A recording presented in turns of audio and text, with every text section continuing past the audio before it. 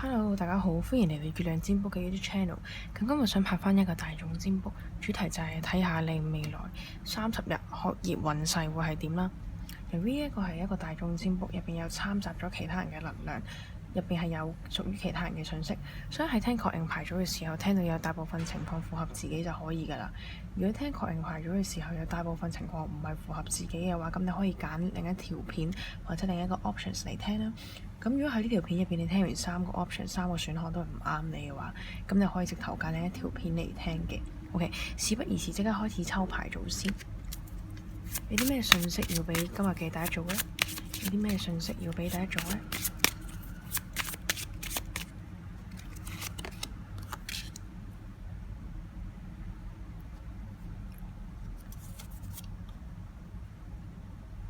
有啲咩信息要俾第二組呢？有啲咩信息要俾第二組呢？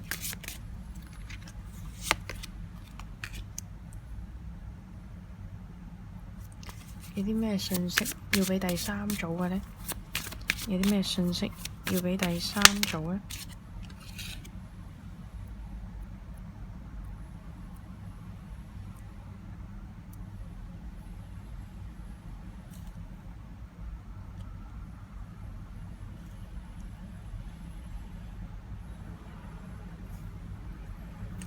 咁大家依家心入面呢，就諗下你未來30日學業運勢啦，或者好專注咁諗你學業方面，然後呢，就憑你直覺喺左中右第一組、第二組、第三組3張牌入邊呢，就揀出一張你認為最有直覺、你最想揀嘅牌。OK，咁由於時間關係啦，咁呢度就唔暫停。如果有需要嘅話，就自行暫停呢條片去揀。Hello，大家好，你哋攞到嘅係呢一個第一組，你哋攞到嘅係呢一張牌。OK，咁一齊嚟抽確認牌先啦。揀第一組嘅觀眾啦，你而家學業嘅情況係點樣呢？揀第一組嘅觀眾，你而家學業嘅情況係點樣呢？揀第一組嘅觀眾，你而家學業嘅情況係點樣呢？揀第一組嘅觀眾，你而家學業嘅情況係點樣呢？揀第一組嘅觀眾，你而家學業嘅情況係點樣呢？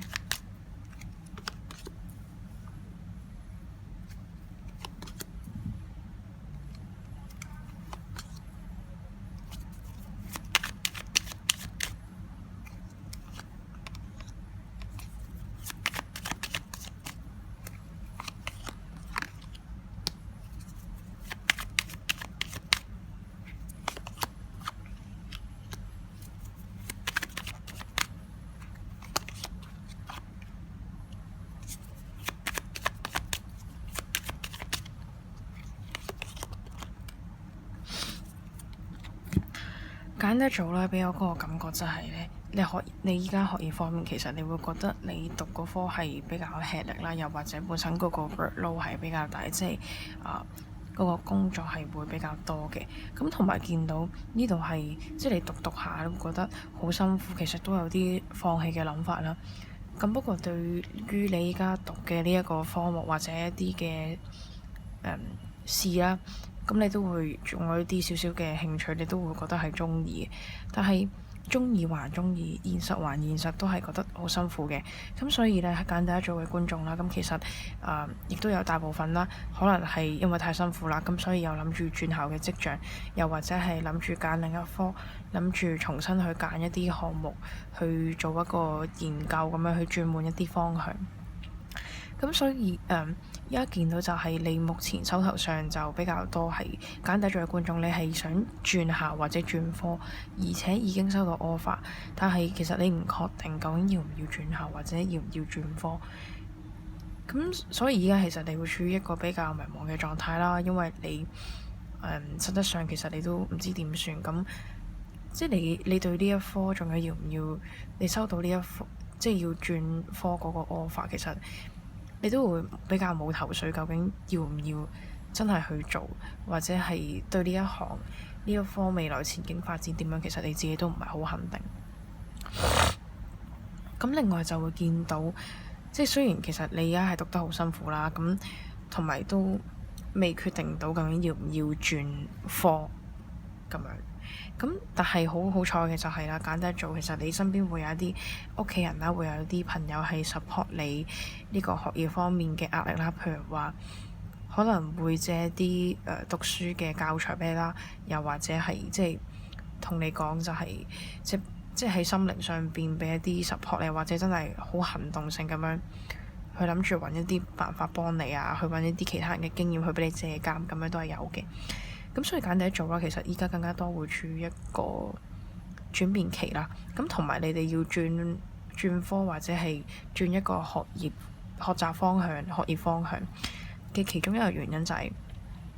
即係你覺得自己喺呢一科度除咗讀得好辛苦之後，就係得不到任何嘅成就，得唔到一啲俾人認同嘅成績。即係譬如話嗰啲 GPA 係讀到非常之低，或者根本就係好多科都係 F 咗唔合格嘅。咁另外就係，即係你讀到下之後，因為呢一科帶俾自己嗰個成績個結果，會覺得自己好冇自信啦，覺得好多挫折，覺得自己即係甚至係咪連讀書都唔啱呢？咁樣會有啲咁嘅諗法。咁不過好多時其實即係唔係自己嘅問題啦，更加多係可能因為自己唔適合呢一科或者唔適合呢個環境而導致嘅。咁一齊再嚟睇下，揀低咗你哋未來30日學業方面嘅運勢會點啦。如果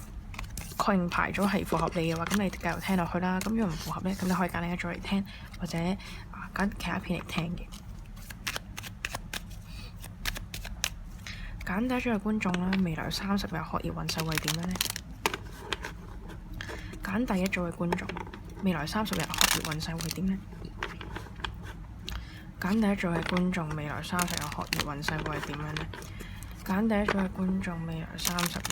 學業運勢會點樣呢？揀第一組嘅觀眾，未來30日學業運勢會點樣呢？揀第一組嘅觀眾啦，未來30日學業運勢會點樣呢？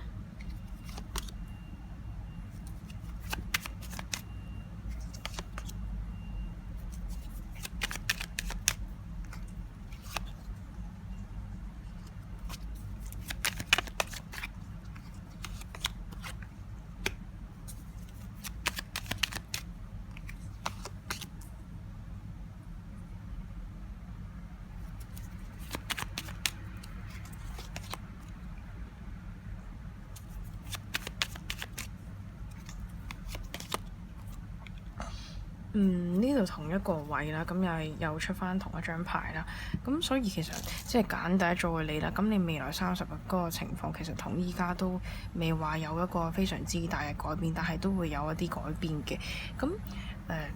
如果你本身係有諗住做一啲 project、一啲 research、一啲研究嘅項目，即係你要將呢個題目啦，或者將呢個內容去俾你個 supervisor， 俾你嗰個professor lecture 去做一個審閱咩都好啦。咁呢個你嗰個嗰叫咩？係教授，可能係一個男人啦。咁如果真係男人嘅話，咁佢其實就即係對你嗰個研究方向唔係太大興趣，同埋佢會覺得即係你嗰個研究內容可以再轉一轉，你可以再轉一轉新嘅方向。即係同埋佢會即係佢唔係唔認同你學習能力，而係覺得你根本就係唔適合讀呢啲科咯。OK。咁未來30日啦，主要就係揀第一組就係，咁你哋係仍然會考慮緊究竟你係要揀邊個 offer，又或者係你要唔要做一啲即係研究方向，或者係直頭要唔要轉科，要唔要轉校，呢啲仍然係評估當中，仍然係考慮當中。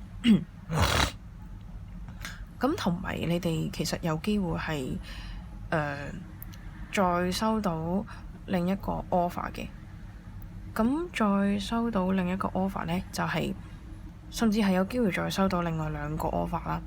咁有機會係可以一個係令到你非常之心動，你好想要，你係好想直頭捉住呢個機會嘅 offer，即係你唔想將佢錯過。即係簡單嚟講，就係你原本收咗 offer，你未來30日你會再收到另一個新嘅 offer。咁呢個 offer 你會都係幾中意嘅。咁但係即係中意還中意啦，我哋現實還現實，即係呢個都要諗清楚。即係雖然嗰個係你好中意、好心儀嘅科目，但係你都要諗清楚，其實究竟係咪啱你嘅能力，係咪啱你之後嘅工作發展路向呢？定係你係純粹真係想中意為讀而讀呢？等等咁樣。咁所以呢個要諗清楚。不過啦，見到你係收到呢一個令你咁心動嘅 offer 之後，其實基本上你真係諗都唔使諗，你就好想快啲捉住佢咁樣。咁對於即係你本身已有嘅 offer，咁其實你唔係太大興趣啦。咁所以雖然不是太大興趣，你對於你本身已有嘅 offer，咁但係你都會有一個現實上邊嘅考慮啦，又或者係會覺得有太多 offer，咁自己唔知點揀，即係一時間好似所有嘢全部飛晒落自己都唔知點樣揀好。咁所以你就會覺得有啲迷茫，你會覺得有啲唔知點算，即係喺決定未來30日要決定究竟揀邊一個 offer 呢件事上面呢，其實你自己都揸唔定主意，即係個心咧係立立亂嘅，即係你又想呢一間俾留位費，嗰一間又俾留位費咁樣，但係每一間俾留位費都好貴喎，咁所以其實你就要好快啲掙扎啦，又就嚟到期咯喎，咁又要俾錢咯，咁點算呢？咁就不停咧個心就非常之亂，最終都未決定到要揀邊個嘅，但係咧。雖然呢度未見到你好確實未來30日究竟要揀邊一個 offer 啦，咁但係好明顯見到你嗰個心願，OK 就係比較傾向一個你本身覺得好心動嘅 offer 上面，即係你一見到已經就是你啦，比卡超唔會放開你嘅咁嘅感覺，咁就好明顯你自己個心係傾向呢一個啦。咁不過對於第二啲你都係囉囉攣同埋一啲現實嘅考慮，咁同埋喺未來30日啦，其實學業方面都係繼續一樣，即係因為你依家你未揀一個正式，未揀一個新嘅 offer，咁未見到有一個未發展到一個新嘅路向啦。咁所以你仲未拋低過往嗰啲，即係你喺你原本嗰科讀得唔好嗰啲經歷，你未完全拋低到咯。同埋即係你讀嗰科，你本身依家讀緊嗰科呢，唔好嘅成績或者一啲即係令你覺得發揮唔到自己嘅空間，呢件事其實會繼續影響住你。即係譬如話你本身讀嘅 GPA 唔高，咁佢會繼續限制住你呢個揀科嘅方向。即係就算你收到 offer，萬一係 conditional offer，咁你都要即係搣到啊嘛。咁除非你咁好彩收到大嘅 offer 啦，咁就唔使搣呢個 conditional offer 啦。咁否則即係一個你本身嗰個 GPA 對於你依家嗰個你個 offer 選擇都係仲有啲影響，同埋即係呢邊會見到你其實都係一個舉棋不定啦，你自己都主要都唔係太清楚究竟要揀邊一個 offer， 即係你自己係一個屬於非常之迷茫嘅狀態，即係所以咁其實揀得早啦。對於 offer 呢件事呢，你可以睇到啲前人嘅經驗，仲有一啲你可以睇下讀完嗰科之後未來發展路向啦。即係嗰一科嘅前景係點啦？大概喺呢幾年，同埋從一個現實考慮，即係你係中意還中意，但係你讀還讀嘅時候，即係要睇清楚嗰啲課程嗰啲 syllabus 嗰啲結構，咁嚟判斷你自己係咪真係啱讀，同埋你係咪真係想讀？因為好多時即係嗰個課程個名係咁樣啦，咁但係入邊內裏啲嘢唔係咁噶嘛，咁所以揀第一組啦。既然你有幾個 offer 嘅話，咁其實你可以再快啲考慮一下啦，因為呢度見到其實你都要比較快作出一個決定，即係譬如話可能要幾日之後，甚至幾個鐘之後就要作出一個決定，要唔要收呢個 offer。咁所以未來30日整體個能量就係會處於一個轉圈，未決定到，但係就會有新 offer 俾你做決定。咁依家一齊嚟睇下啦，究竟會唔會有其他信息去俾大家做嘅觀眾咧？會唔會有其他信息俾大家做嘅觀眾？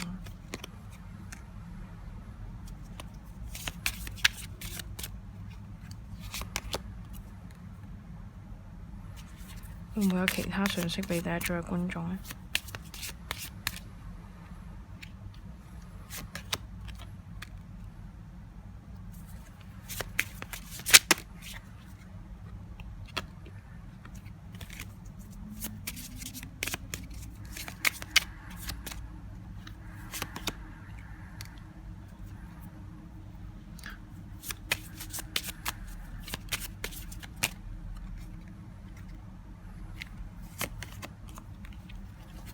？OK，咁咧呢度啦有幾張牌啦，咁主要其實咧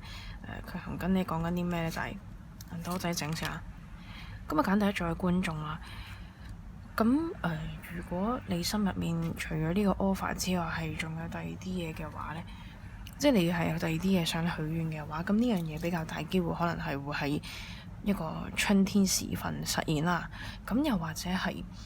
你本身想做嘅，即係你而家諗住呢個 offer 有啲想做嘅嘢呢，呢件事係會連帶到你之前春天做過啲咩嘅事所影響。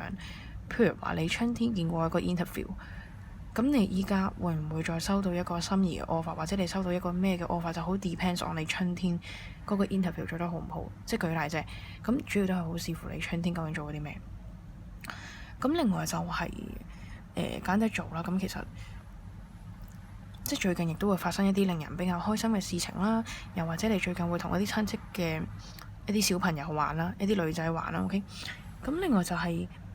其實佢同緊你講咧，你要放低過去啦，因為你本身你讀緊依家呢一科，令你覺得好辛苦，令你覺得好攰，呢個已經對你一個精神同埋心理上面比較非常之大嘅負擔同埋一個壓力。咁既然而家有呢個 offer，即係可以俾你轉換跑道，咁你係時候即係要放低之前令你咁辛苦嗰個經歷同埋嗰個影響，即係準備好自己一個心情，深呼吸一啖氣，然後再諗清楚，整理好自己思緒，同自己講究竟我要一個乜嘢，我想讀一個咩科，我想做一個咩工，一個咩發展等等，而去判斷你究竟要讀一個咩科。唔好再俾之前嗰啲嘢令到自己咁辛苦，即係搞到自己成日又好似瞓唔夠啊，成日都覺得好攰。咁另外就係亦都唔需要擔心太多嘢啦。天使同緊你講，其實所有嘢都係即係往住一個比較好嘅方向發展，即係都係一個比較正面嘅方向啊。咁至少都唔會太負面先噶啦，同埋所有嘢都係 OK 嘅。天使同緊你講，咁所以就係即係簡單做啦。其實最緊要係俾啲信心自己，同埋對於你本身即係你想收到 offer，即係你想揀邊一個 offer 呢件事呢，你要做多啲一個資料搜集，從而去決定究竟你要揀邊個 offer，揀一個唔令到自己後悔嘅 offer。最緊要係睇一啲即係最近啲出路啊，即係讀完呢一科之後未來呢幾年就業嗰個情況係點，咁你可以問下一啲最近讀完呢一科畢業嘅人係點啦，又或者係啲 GPA 嘅要求，又或者依家讀緊嘅人啦，咁佢對於呢一科嘅783呢個結構啊、課程大綱啊，究竟有啲咩建議等等，又或者呢一科嘅實習機會林林種種，都係睇一啲比較近期嘅經驗，即係近呢幾年嘅經驗會比較好嘅，始終會比較跟到社會一個節奏。咁另外就係咁佢同緊你講，即係完全係有兩張牌嘅。OK， 講緊同一樣嘢，就係如果你覺得你而家讀緊呢一科，或者依家讀緊嗰間學校其實係完全唔掂嘅話，咁既然你有 offer，就快啲 quit 咗佢，快啲去揀一個屬於一個即係真正屬於你嘅機會，一個屬於你嘅地方咁樣。咁同埋其實會見到啦，咁簡單做啦。你哋依家嗰個情況就係你會覺得成日喺呢一間學校或者係呢一個學習環境，其實令到你好辛苦，你會覺得好似咩都學唔到，一翻嚟就覺得好頹，完全冇動力、冇心機想學嘅。即係點講呢？可以咁講咧，就係吸咗你好多能量，同埋就係你會成日死氣沉沉，完全係提唔起勁啦，又或者成間嘢嗰個校風氣、讀書嘅風氣都係比較頹咁樣。咁所以簡單做，其實就要慎重考慮下呢啲嘅問題。咁所以呢邊都唔再重複啦。咁大概呢，今日就係俾大家做嘅信息啦。如果大家中意條片呢，記住 like 同埋 subscribe 呢個 channel。同埋如果你想做一個完全符合你能量嘅個人占卜，歡迎 Telegram MONDR 嚟揾我啦。咁我會盡快回覆你嘅。一般占卜會喺24小時內有結果噶啦。好多謝大家收睇呢條片，希望下次再見到你啦。拜拜。Hello，大家好，歡迎嚟到第二組。咁你哋攞到嘅就係呢一個燈嘅牌，吊燈嘅牌。咁一齊嚟睇下確認牌，就係今日確認嘅主題就係睇下你依家學業嘅狀況係點樣啦。揀第二組嘅觀眾啦，你依家學業嘅狀況係點樣呢？揀第二組嘅觀眾，你依家學業嘅狀況係點樣呢？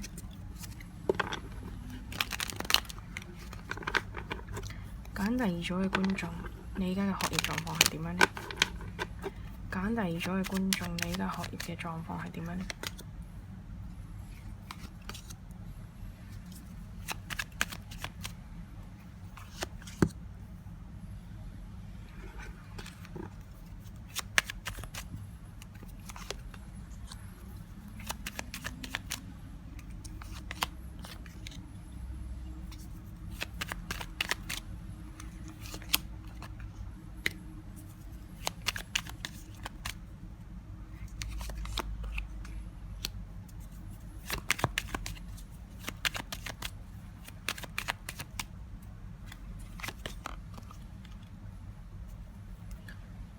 咁第二組啦，俾我嗰個感覺整體就係、即係你哋呢一組其實會比較多，可能係考慮一個海外升學或者係一個離開你哋原居地嘅學習生活啦。咁譬如話你係住喺新加坡，咁你可能會去想去美國讀書等等嘅，即係總之會離開你而家住緊呢個地方嘅情況，即係會有呢一個咁嘅少少嘅諗法。咁冇都唔緊要嘅，咁不過係都會有為數不少嘅觀眾，咁其實會有諗過離開自己住嘅地方去學習啦。咁另外就係呢邊見到其實如果係有諗過曾經到外地學習嘅第二組嘅觀眾呢，咁你哋嗰個 visa 或者申請簽證嗰個過程其實可能有啲阻礙啦，或者喺一個 application 一個申請學校嘅程序嘅時候，其實會受到好多一個程序上面一個手續上面嘅繁複一個嘅阻住咗啦。咁所以其實第二組你哋整體個狀態就係、即係你哋係收到一個 offer， 收到一個嘅機會。咁但係對於收到呢個機會，即係整體而言啊，即係包括埋海外定係本地升學嗰啲，或者你係進修嗰啲 whatever 啦。揀第二組嘅觀眾，咁其實你係收到呢一個機會啦。咁不過就係、你對於收到呢個機會其實都唔係太開心啦，同埋其實你唔係太想要咯。咁但係暫時你未拒絕啦，即係你係睇定啲嘅形勢，譬如話你係再等緊望下會唔會再有 offer，或者係即係你再要需要一段時間諗下之後先再決定要唔要轉校嘅。咁所以目前呢一個困境就係一個卡住咗。咁對於依家已有呢個 offer， 其實你又唔係話太大興趣，咁但係你又未出現一個新嘅 offer， 咁所以依家呢個情況更加都係一個等。咁外人可能會覺得你收到呢個 offer 好好，咁點解你覺得唔好？就係即係你有自己嘅考慮，你有自己嗰個即係譬如話對於自己嘅前景啊，你自己嗰個係咪內心入面係咪真係中意啊？呢啲能力問題，咁你都會考慮得比較周到啦。咁所以揀第二組，其實你會覺得即係其實你都唔知點算好咯。如果淨係收到呢一個 offer， 但係冇收到第二啲 offer 嘅話，所以而家就好想快啲收到另一個 offer， 即係會有一個比較心急嘅狀態。咁同埋見到你本身學業方面有啲問題都未解決啦，可能係一啲錢財上面嘅問題啦，即係啲學費嘅問題，譬如話本身你係借緊學債，即係要係問政府借錢或者係屋企人借錢，即係你唔係一筆過批晒你啲讀書嘅錢咁樣。OK， 總之要自己冚條數啦。又或者係學業方面會比較多咗啊，譬如話揾實習啊，一啲甚至根本就係因為冇打針，跟住翻唔到 campus， 就係因為呢個咁嘅疫苗通行證翻唔到學校都係有機會嘅。咁就係、其實揀嚟咗你學業方面都係會比較多障礙，同埋會比較多牽涉到一啲手續問題、一啲程序問題嘅東東，又或者係即係你又係搞緊呢啲 application 嘅，咁但係即係除咗關一個轉校或者一啲申請一個新嘅科嘅問題之外，就係、即係可能本身學校，譬如話你本身係入咗 dead list 嘅，但係你未攞到張 cert，又或者係關於第二啲行政嘅問題，即係呢啲行政問題都會影響到你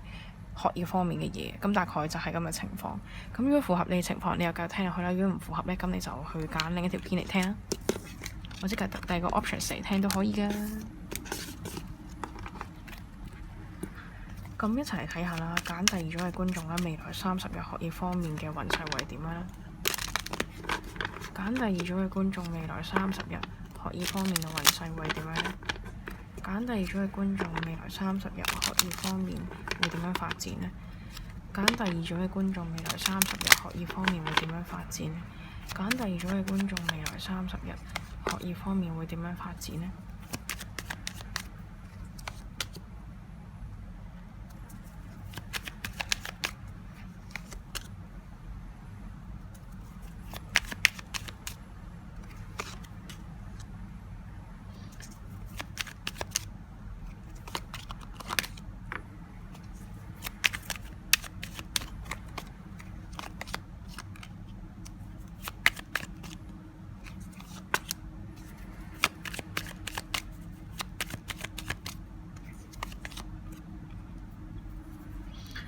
咁啊，揀第二組嘅觀眾啦，要恭喜晒先啦！咁未來30日咧，你哋係會收到一個非常之好嘅消息啦。咁如果你係即係等緊一啲放 GPA 嘅時候啦，咁你係會收到一個成績非常之不錯嘅 GPA。如果你唔係等緊 GPA，而係可能你係寫緊一個論文題目，又或者一啲 research 一啲研究嘅方向嘅話呢，咁你呢個題目係會得到你嘅 professor 一啲教授啦、一啲講師嘅注意啦，咁佢哋都會幾認同你嘅題目咁樣，都會好認同你嘅學術方向。咁如果你係申請緊一個 offer 嘅話呢，咁未來30日啦，你係會無端端收到一個你好想要嘅 offer，咁你收到之後呢，你係會非常之開心。點解講無端端呢？就係因為呢度見到其實揀第二組呢，前面嘅時候，其實你等嗰個 offer 你已經等咗一段時間，即係你可能係目前淨係收到一個 offer 啫。咁你但係又好想收到第二個喎，咁因為依家個 offer 其實令你唔係太滿意啦。咁但係未來30日呢，你會收到一個令你更加滿意、更加開心嘅 offer。即係呢個 offer 有機會係無論係學校定係你即係嗰個科啦，兩樣嘢都係你非常之想要嘅，完全 fit 晒你心水。又或者你有第二啲要求嘅話呢，呢個 offer 都會 fit 到你嘅要求嘅。又或者係如果你係想好快咁樣批到你嘅學債嘅話呢，咁呢邊都會批到啦，見到。咁點解話好突然會收到呢？就係因為依家即係如果你係喺香港 application 咧，通常8月到9月份呢個時候呢，咁其實如果 non-JUPAS 嘅話，會到一個即係最尾放 offer 嘅階段，即係等人哋放一啲唔要嘅 offer 啦。咁所以呢個時候其實有機會係忽然間佢可能嗰個 admission department 嗰個招生處可能會打電話俾你同佢講乜乜同學你好啊，你有冇興趣要我哋呢個 offer？ 你有冇興趣繼續 application 呢？咁你隔幾日呢，然後你就會忽然間收到一個 offer 啦。咁所以呢，點解我啱啱講就係咁突然，就係呢樣嘢咁解啦。即係你會係一個意想不到嘅 moment，你會收到一封 confirmation email 或者係一啲電話咁樣啦。仲要會有啲書信或者係一啲電話上面嘅通知，話俾你聽，你已經收到 offer。OK， 你會覺得好驚訝之餘，你冇諗過自己會收到一個令你自己咁開心我咁想要 offer，我終於得到啦。OK，咁所以呢，揀嚟咗你嘅等待同你嘅努力絕對係有回報㗎，你嘅付出係絕對有回報㗎，完全係一個時間問題嘅啫，幾時有回報？咁對於一個好開心，OK，你收到呢個 offer 之後呢，咁其實你都會再考慮一下即係你會有第二啲考慮啦。第一就係要唔要選擇啦，要唔要俾錢啦，咁同埋你會有啲再第二啲考慮，譬如話你要點講呢？即係如果你係做緊呢啲論文題目嘅話呢，咁其實你會再諗下會唔會仲有啲第二啲題目可以再寫啦。雖然嗰個 professor 認同咗你可以寫呢個題目，但係你自己都會想 modify 下，想改下啦。咁如果你係問 offer 嘅問題呢，咁其實你會再決定一下，即係譬如話就算我入咗呢間學校之後，咁我會唔會可以 minor 第二啲科呢？即係唔係淨係 major 讀呢啲科，或者 double major 去讀第二啲科呢？OK，即係你會對於呢個學業或者對於你個 offer 會再有其他多嘅考慮。咁同埋你哋呢個主牌就係一個lantern 一個燈啦，俾我感覺就係一個隱士嗰個燈，即係本身塔羅牌有一張叫做隱士，咁佢又係揸住盞燈。OK，咁嗰個都係比較對應到你哋嗰個情況，就係一個等待。一個比較付出咗比較多啦，喺學業方面，亦都係本身係學術方面，譬如話有唔錯嘅成就，譬如話你 GPA 都係高嘅。咁呢種俾我個感覺，整體就係一個比較聰明、有智慧嘅，同埋比較冷靜嘅感覺。咁雖然你對於收到呢個 offer 啦嗰下，即係其實真係好開心啦。不過其實你可能本身唔係一個咩太大嘅興趣，唔係有一個太大嘅憧憬啦，但係你都會收到呢個 offer 嘅時候，真係非常之開心嘅，同埋真係會非常之激動咁樣啦，咁同埋呢邊會見到係一個 Page of Cups，所以其實變咗你都係非常之嘗試。咁但係即係隨之而嚟嘅就係你要面對一啲比較現實啲嘅問題，譬如話你收到呢個 offer 你好開心啦，呢間學校你好開心啦，咁但係呢間學校可能出名好扯嘅，咁對於係咪讀得掂呢件事，其實都要再認真啲考慮下啦咁樣。咁所以對於讀唔讀得掂又或者係從一個好現實考慮嚟睇呢，咁呢個又可能係另一個問題啦。咁所以揀第二組嘅觀眾啦，咁其實要好好再諗一諗究竟你係要揀咩科，揀邊一個 offer 咁樣啦。OK，咁所以其實最後尾就係其實你都唔知點算。OK，會變咗係有一科你有興趣，但係即係你因為你自己都唔係太肯定到係點，咁你唔係太揸到主意啦。呢邊見到咁，但係對於你一啲你冇興趣，但係你一早收到 offer 嗰科呢，咁但係可能現實層面嚟講呢，又會比較符合你而家個情況，即係可能比較符合你嗰個能力或者一啲出路咁樣。咁所以其實你未揸到主意要揀邊個啦，又或者係你有第二啲學術方面嘅想諗，即係想問人。咁所以之後會見到係其實你會同其他人去商議一個你究竟要邊個 offer，或者係你要點樣發展等等。OK，咁最終就係你係會轉換一個新嘅環境啦。咁如果你係問要唔要停留緊喺你而家嗰個學校呢，咁其實你未來30日你會轉一間新嘅學校㗎啦，你唔會再停留緊喺你而家新嘅學校。譬如話你本身依家係讀緊一間 A University 一個 A 嘅大專院校，咁你遲啲會轉去 B 嗰間。OK，總之會轉一個新嘅環境，會再重新開始，或者轉一個科，由所有嘢都重新開始啦。OK，會得到你想要嘅結果嘅，但係即係都係嗰句，基於一個現實嘅考慮，你都係會有可能會有第二啲嘅選擇。但係呢個都係未來30日你都係收到 offer 之後呢，你主要都係會考慮緊究竟要揀邊個或者點嘅啫，係考慮係。所以今日你哋個主題係考慮兩個字，亦都好符合隱士呢一個嘅考慮。因為隱士本身講緊就係一個有智慧，一個即係以思考為主，好似魯迅嗰啲係一個沉默者咁樣嘅。咁一齊再嚟睇下，會唔會有啲咩信息可以俾到第二組嘅觀眾？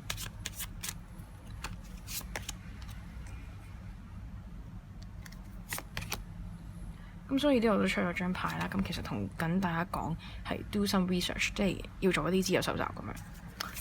咁我下會唔會做啲咩資料？有啲信息可以俾到第二組。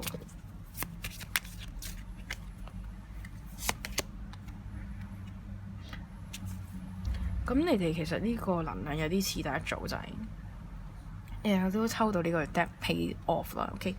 即係講緊同緊你講，你要放低過去啦。又或者你真係可能有一啲債務、一啲學債上面好實質嘅關於錢銀嘅問題都係有嘅。咁更加多就係天使同緊你講，你要留意嘅最重要一個點就係，目前呢個階段就係要做呢啲資料搜集，你要問多啲人嘅意見，去決定究竟你要揀邊個。雖然收到一個令你好開心嘅 offer，但係真係要從現實各方面去考慮，譬如話金錢啊、出路啊、一啲嗰個 cost 嗰個 service 係咪同你個能力係符合呢？你係咪承擔得到呢？ OK， 同埋你讀落去，你係咪包括你自己真係有興趣呢？咁呢幾方面都係要做呢啲資料搜集，可以係網上資料搜集啦，或者係問多啲人啦。其實最好就係問多啲人，同埋問一啲讀緊嘅人，或者一啲畢咗業嘅人啦，因為佢哋嗰啲資訊會比較近期，會比較 first hand， 咁會比較 update 啲嘅。又或者可以上網查下討論區第二啲人點樣講。OK，咁中間有張牌咧，同緊你講就係你依家諗緊好想收到新嘅 offer 呢一個願望，或者轉去一個新嘅學校，又或者係你希望你嘅論文、你嘅題目被通過、被得到認可呢件事呢，好快就會實現。你諗嘅嘢，一切都好快會實現。咁所以揀第二組啦，你俾我個能量就係，除咗學業方面啦，其實你各方面最近嘅整體能量都會比較好啦，整體運勢都會比較好嘅。如果你最近係有啲咩一個願望，譬如話你係你係想買某啲嘢，想搶某啲限量品嘅嘢呢，咁你都可以許下願啦，因為你最近嘅運勢都唔錯啦。即係大概就係你諗乜嘢都會心想事成，就算唔好嘅嘢都會心想事成。所以其實呢段時間第二組最好就係抱住一個比較正面嘅願望，即係你許多啲正面嘅願望。譬如話，我好想快啲搶到限量版嘅某件嘢，我好希望某樣嘢快啲取消，或者某樣嘢對我係得益嘅咁樣，或者我快啲得到某啲 offer。咁咧，你記住諗住啲比較正面啲嘅願望，而呢啲正面嘅願望咧，其實好快就會實現，你好快會得到你想要嘅嘢。特別係一啲學業上面嘅 offer，你好快會得到。咁所以第二組同埋你真係要放低你嘅心頭大石啦，同埋見到呢度其實講緊就係你比較。即係你一直以嚟咧，可能係學業或者你屋企方面啦，比較感覺到就係會帶俾你一個比較多嘅負擔啦，或者一個原生家庭嘅問題，令你情緒上面其實都有一個比較大嘅包袱，或者會影響到你咁樣嘅。咁所以第二組其實就同我嚟講，就係時候要放低過去，準備好迎接新嘅 offer，迎接一個新嘅階段，迎接一個全新嘅自己。即係你要放低呢啲過去嘅情緒，放過去嘅傷啦，咁你先可以迎接一啲更加正能量、一啲更加美好嘅事物。咁當然啦，呢啲傷唔係咁容易放低，咁所以其實都好需要你去真正同你嘅內在小孩，或者係同你自己內在嘅自己去做一個療癒，做一個對話。即係你要清楚你自己以前受過咩傷，你要勇敢去面對。譬如話自己對住自己係真係喊翻出嚟嘅，好誠實咁面對自己情緒，然後俾自己一個超大嘅擁抱，同自己講辛苦晒咁樣。即係要多謝自己努力，再體驗翻自己真實嘅感覺係點，要面對翻真實嘅自己，你先會可以即係變得更加強大，同埋點講呢？你可以放得低過去，因為好多時其實大家都係壓抑住自己情緒，但係唔講出嚟，但係到某一個 moment 呢，即係頂唔順就會爆發。咁所以呢，雖然你未到一個爆發階段啦，咁但係希望大家都可以即係揾一個方法慢慢去釋放啦。咁費事一次過就爆出嚟咁樣。咁記住第二組，你好快就會得到你想要嘅，好快就會得到你想要 offer。咁所以呢，就呢段時間繼續一個正向能量，你許多啲正面嘅願望，你好快就會得到你想要嘅。同埋記住做啲資料搜集，OK，資料搜集做多啲啊。咁呢個大概就係第二組嘅信息啦。如果大家中意條片呢，記住 like 啦，同 subscribe 呢個 channel。或者如果你想做一個完全符合你能量嘅個人占卜，歡迎 Telegram MONDI 嚟揾我啦。一般占卜會喺24小時內有結果㗎啦。好多謝大家收睇呢條片，下次再見啦，拜拜。Hello， 大家好，歡迎嚟到第三組。咁你哋攞到嘅就係呢一個女人係摸住條蛇揸住條蛇嘅牌。OK，咁一齊嚟抽下一個確認牌先。揀第三組嘅觀眾啦，咁你依家學業嘅情況係點樣呢？揀第三組嘅觀眾，你目前學業嘅情況係點樣呢？揀第三組嘅觀眾，你目前學業嘅情況係點樣呢？揀第三組嘅觀眾，你目前學業嘅情況係點樣呢？揀第三組嘅觀眾啦，你目前學業嘅情況係點樣呢？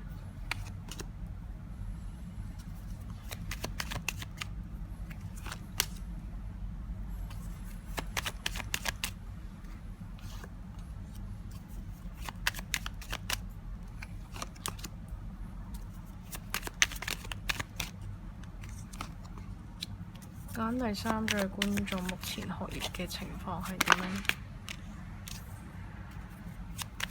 揀第三組嘅觀眾，目前學業嘅情況係點樣？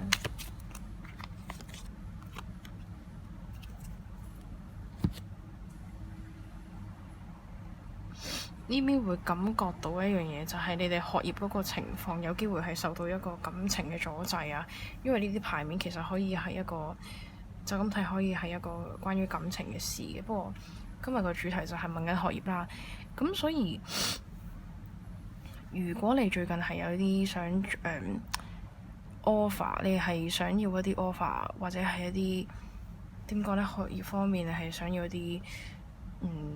即係譬如話有人應承咗你係可以做一啲某啲研究方向，又或者係讀一啲新嘅科咁樣。即係總之會有一個 lecture， 一個 professor 喺學業方面會有人俾咗你一個承諾啦。咁但係最後尾呢個男人佢做唔到，俾唔到一個承諾你，又或者你係 fulfill 唔到佢嘅願望，即係你係實現唔到佢俾你嘅一個期望或者係一個要求咁樣。咁所以即係雖然喺學業方面，其實你而家你都會讀得開心，即係可能你係讀呢一科嘅時候，同你啲朋友相處得幾好啦，即係喺呢個人際關係方面啦，同埋帶俾你嘅歡樂感都係幾夠嘅。咁但係可能你係搣唔到呢一個人嘅要求啦，咁所以其實你會有啲自責，又或者另一種情況就係，其實你原先對呢一科係有興趣，亦都可能係因為跟住朋友揀，而且你又揀，或者係跟住人云亦云你揀，然後人哋揀你又揀咁樣啦。咁但係你後尾讀到下發現，其實你對呢一科係完全冇興趣，完全係閱讀好似冇一個太大嘅熱情，冇一個信心咁樣，即係越讀落去呢，就覺得好似越退。咁所以揀第三組，其實你哋會有一個比較高嘅能量，就係你哋讀書係比較大部分係為咗你嗰個朋友，或者係一個玩樂啊。即係你譬如話你讀緊大學，你係想要一個 U life 嘅，即係一個大學生活，咁你就係為咗呢樣嘢去讀，或者係比較注重一個 hall life 啦，即係一個宿舍嘅生活咁樣。咁但係就對你嗰個學業其實完全係唔上心㗎咯。咁更加有一部分嘅揀第三組嘅你啦，咁其實可能因為你之前係跟住朋友講，朋友揀咩你又揀，就為咗想同你一齊讀，或者讀咗同一間學校同一個系咁，你又揀，跟住咧你讀到下之後就開始後悔啦，發現自己其實完全根本就唔中意嘅，讀到下啲競爭又好似好大喎，好似好多人讀喎呢一科，未來出路又好似好多人爭喎咁樣，咁喺面對到現實嘅時候就開始後悔啦，咁同埋越嚟越覺得自己好似讀唔掂呢一科咁啦，咁跟住就開始後悔究竟要唔要去 quit 咗呢一間學校，要唔要去 quit 咗呢一科，要唔要去轉校轉科咁樣。但係又唔想捨棄自己啲朋友喎，咁樣咁所以咧，而家你其實就會比較呈現一種比較矛盾嘅狀態，就係因為 quit 學校或者係轉一個學習方向呢件事，其實都係比較困難，又要犧牲錢同埋時間啦。咁所以其實你主要都係好考慮究竟要唔要去犧牲呢一樣嘢，但係即係你依家其實會清楚，就係呢一科競爭比較大，或者係好多發展都唔係。即係現實嚟講，其實都係行唔通嘅，同埋你對呢一科越讀都越唔掂㗎啦。咁如果你真係繼續讀落去呢，咁一邊見到其實你係讀得掂，咁但係你真係會讀得好辛苦，因為你本身係冇熱情。咁你冇熱情，咁你點樣推動你去讀呢一科嘅興趣呢？咁同埋大學有好多科都係讀得好深入㗎嘛。咁所以其實即係你開始意識到呢個問題，你都會覺得係拖住咗一個好痛苦嘅狀態。咁所以大概呢個就係第三種目前嘅情況。咁如果呢個確認牌係符合你嘅信息呢，咁你就繼續聽落去。如果唔符合你嘅信息呢，咁你可以揀另一組嚟聽，或者揀另一條片嚟聽。咁一齊嚟睇下今日嘅主題，就係你未來30日學業方面嘅運勢會點啦。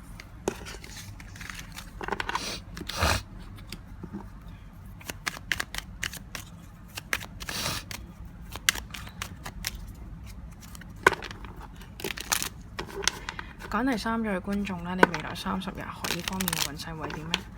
揀第三組嘅觀眾，你未來30日學業方面嘅運勢會點樣呢？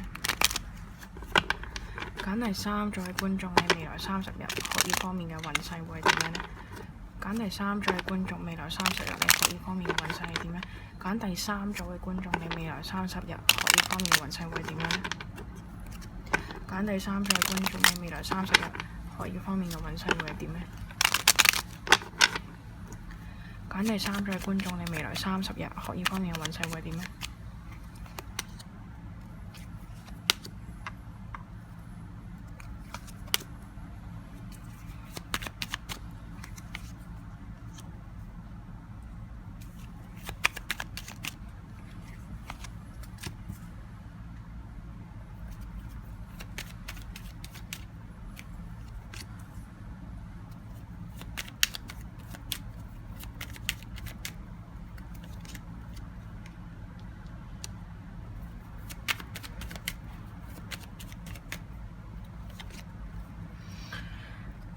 揀第三組嘅觀眾啦，咁未來30日呢，整體你哋方面個能量都係屬於一個比較低落、一個轉變嘅時期啦。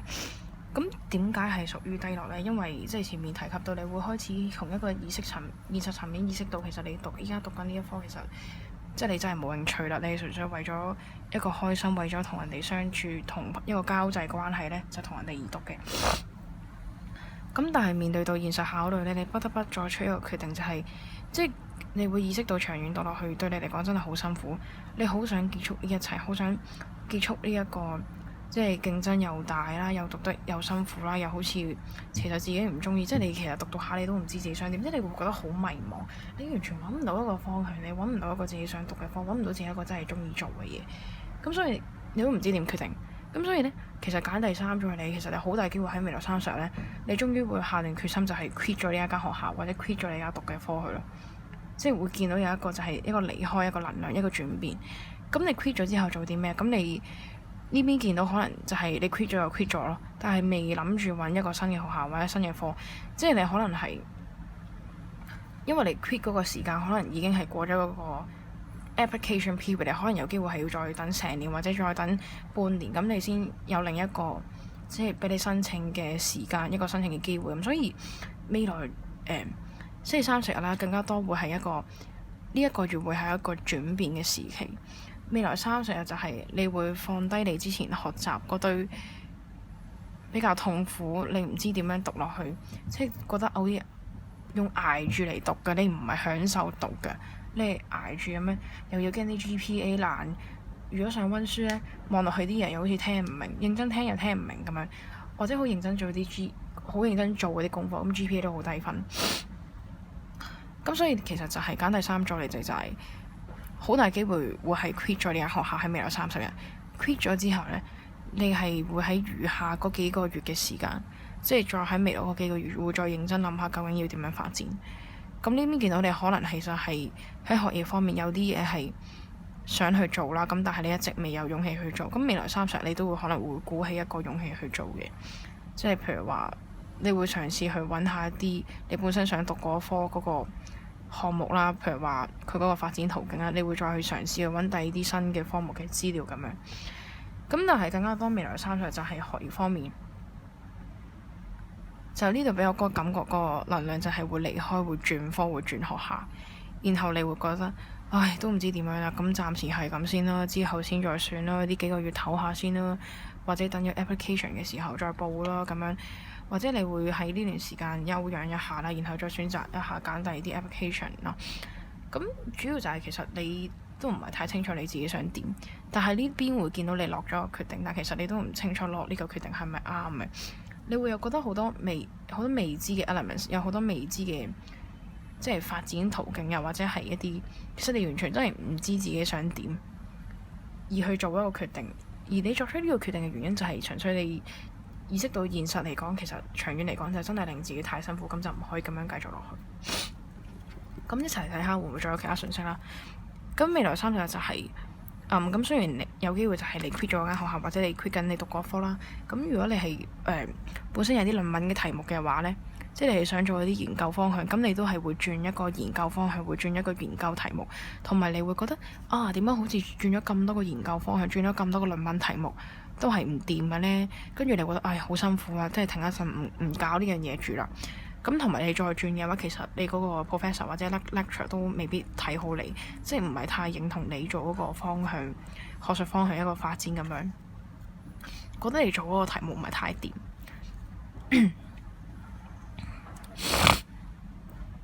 咁同埋揀第三組，你未來30日俾我嗰個方向就係，雖然你係 quit 咗啦，咁但係其實你都會比較係着緊。即係譬如話，你都雖然你 quit 咗，但係你都會揾翻以前嗰啲同學一齊玩啊，一齊聚會咁樣啊。咁另外就係你都會留意一啲，繼續留意啲新嘅資訊啦、新嘅方向，同埋見到你心入面其實開始萌芽，就係有一樣嘢就係其實你可能會發覺到你有啲想讀嘅科，有啲想讀嘅興趣咁樣。咁但係你之前一直都冇正視啦，因為你就係跟朋友因為跟朋友揀，咁你又揀，咁所以你之後就會開始慢慢正視翻你自己想讀嘅嘢。你對於一啲有興趣嘅科目，你都會開始抄翻出嚟。咁但係奈何之後，你會發現其實呢一科可能係比較大競爭，或者係入學門檻比較高啦，又或者有好多潛在嘅競爭對手，一啲危機之類林總嘅東東，blah blah blah。咁跟住你會發現又好似唔得喎，跟住就會處於一個比較被動嘅狀態，即係好似轉咩科啊，轉咩校啊。咁現實對你嚟講都係一個非常之大嘅打擊。呢個又好似唔得喎，呢個讀得掂喎，但係學費又好似好貴喎。但係呢間學校我好似又考唔入喎咁樣。咁所以成件事就處於一個非常之矛盾嘅狀態。再望望先。咁有機會啦，咁所以揀第三組你啦。咁你可能係直頭，你可能喺香港讀嗰年，跟住你 quit 咗，可能去台灣讀，又或者去即係下定決心會去第二啲地方讀書咁樣啦。即係會有一個新嘅改變，會有一個新嘅轉變，甚至係到一啲外國嘅地方生活。即係可能你係未來30日就係你會開始係正式係 quit 咗呢間學校，正式係離開呢一間學校。咁然後就係你會認真再去諗下，即係未來幾個月之後啊。咁你會開始諗要唔要去轉去外國讀書，即係你將你而家啲學分 keep 住，然後再轉去外國嗰啲學校，台灣啊、日本啊、韓國啊，OK， 英美澳加 blah blah blah，OK， 咁你會開始去諗第二啲地方。你而家停咗一年，然後再去申請一個 application， 即係變咗其實揀第三組嘅你啊。其實你嗰個轉變更加多係你可能會最後尾就係你會用咗呢一年嘅時間去沉澱自己究竟要想做啲咩，想讀啲咩科。跟住，然後你再轉去第二啲學校，駁去第二啲學校咁樣。咁所以揀第三組你啦。咁如果你唔介意係讀多幾年，或者係你唔太 care 錢財方面嘅問題，咁再重讀呢樣嘢就絕對不是一個問題啦。咁對於你會唔會再讀到自己想讀嘅科，或者一個你讀到你自己想要嘅 application 呢？咁呢個因為呢個主要係幫你睇緊30日頂多都係幫你睇埋幾個月之後嘅啫。咁如果你話想睇埋你之後 application 會唔會成功嘅話，呢邊就未必會見到。咁除非你幾個月之後，或者你1年之後再撳翻呢條片，可能你會揀另一個 option 先，或者係我到時會出另一個學業嘅占卜咁樣啦，或者你去睇一啲 yes no 占卜去睇下你會唔會收到 offer，又或者你又揾我做一個個人占卜啦，咁樣就會再見到你會唔會得到你心儀嘅 offer，或者得到你心儀學校嘅 offer，或者係去外國發展啊等等咁樣。咁一齊嚟望下會唔會仲有啲咩信息可以俾到第三組觀眾啦？會唔會仲有啲咩信息可以俾到第三組觀眾？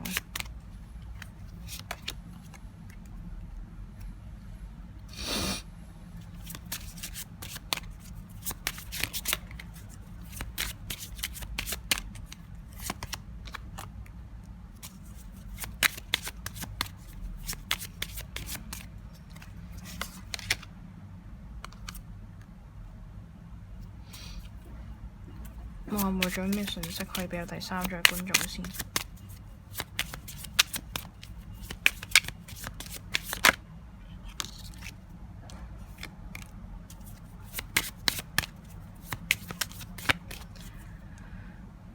咁揀第三組嘅觀眾啦，咁其實天使啦同緊你講咧，最緊要就係你而家嗰個 moment，你要清楚你自己想要啲乜嘢，你想做啲咩，你要釐清自己嘅方向，釐清自己嘅頭腦，究竟你想讀啲咩科，你想發展啲乜嘢，你想去邊一度讀書或者去邊一度生活，你要好清楚。咁你清楚咗之後咧，咁其實你就要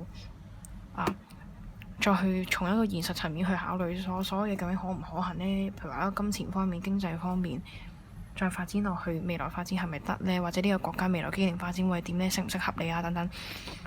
咁所以最緊要就係你要問清楚你自己想要啲咩。你係想要一個錢財啊、現實考慮啊、讀唔讀得掂啊，定係你淨係想要一個 degree、一張 cert 啦、一個 master degree，whatever。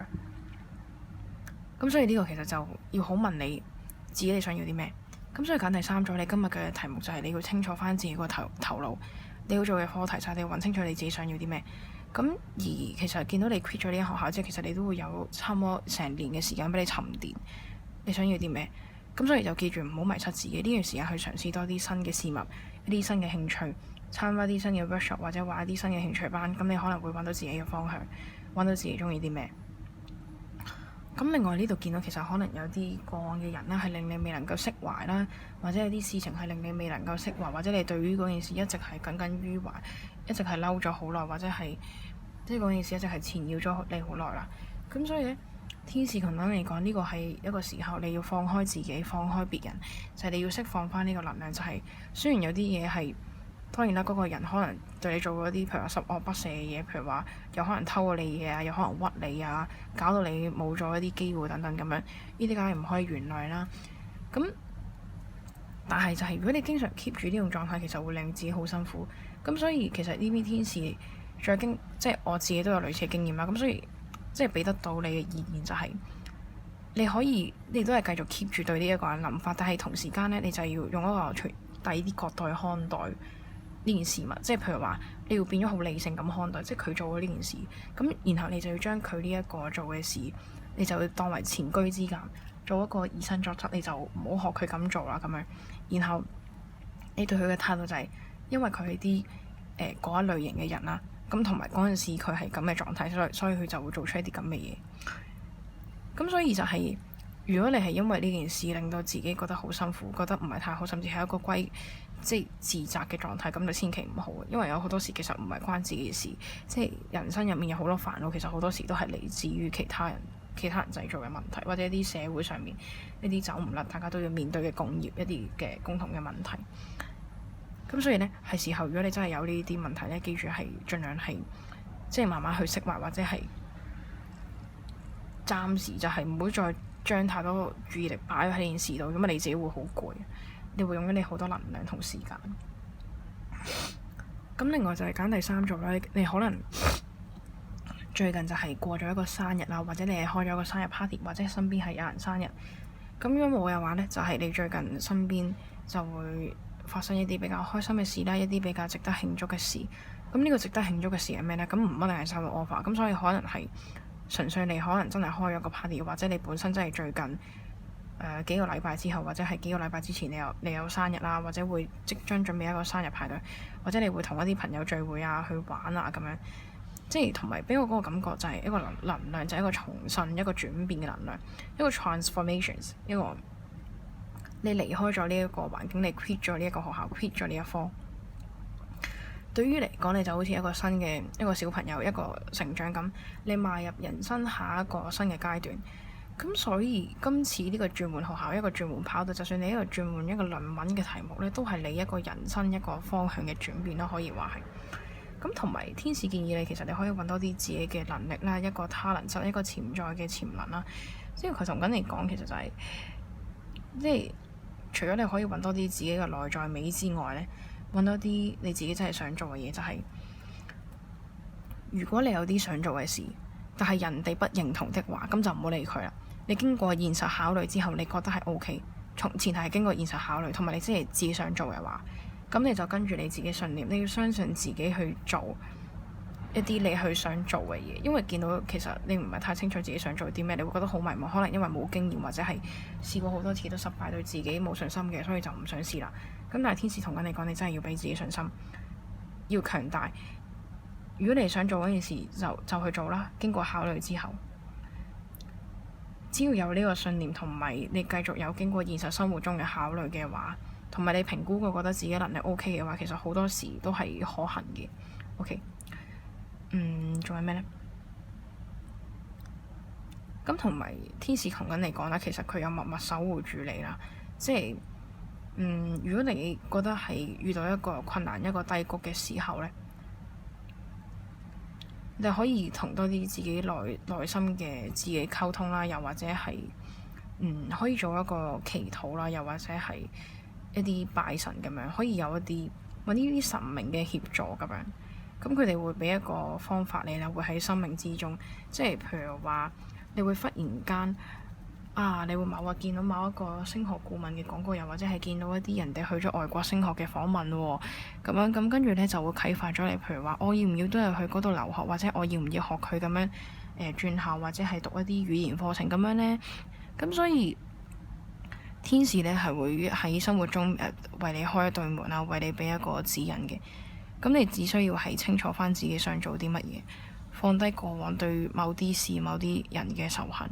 迎接最近嘅好運啦，或者一啲比較開心嘅事，同埋對於你自己比較迷茫之後，你發現你自己想做嘅事呢，如果你經過考慮，都係真係要去做啦。因為呢個真係一個對你嚟講，即係可能會係一個人生比較一個重要嘅階段同埋轉變。最緊要就係人生係屬於你自己嘅。如果你真係想做，就去做啦。你最緊要係比較好堅強嘅信念，你要 support 到自己都係得嘅。咁如果一開始你自己都覺得自己唔得，就更加做唔到啦。咁所以天使同我哋講，最緊要係一個信念嘅問題，同埋一個現實考慮問題。咁所以綜合呢幾樣嘢就係第三組嘅學業方面嘅運勢啦。咁希望你哋都可以選擇到一個令你哋自己唔後悔嘅決定要唔要 quit 呢間學校啦。咁以上就係第三組嘅情況。如果你中意條片呢，記住俾個 like 啦，同埋 subscribe 呢個 channel， 同埋就係如果你想做一個個人占卜啦，歡迎 Telegram MONDR 嚟揾我啦。一般個人占卜會喺24小時內有結果，同埋係一個可以隨時再追問，即係你俾完錢之後唔會話忽然間就消失咗嘅。俾完結果之後你可以再追問啦，即係你1個月後再追問都係冇問題嘅。OK，咁因為之前有觀眾問過我，咁其實可以追問幾耐？咁其實理論上就係一個無限時追問，即係會可以繼續幫你 follow 你嗰個問題。OK，咁主要都係睇下你自己有咩需要，咁然後你再嚟揾我啦。OK，咁今日條片就到呢度啦，好多謝大家支持，希望下次再見到你啦，拜拜。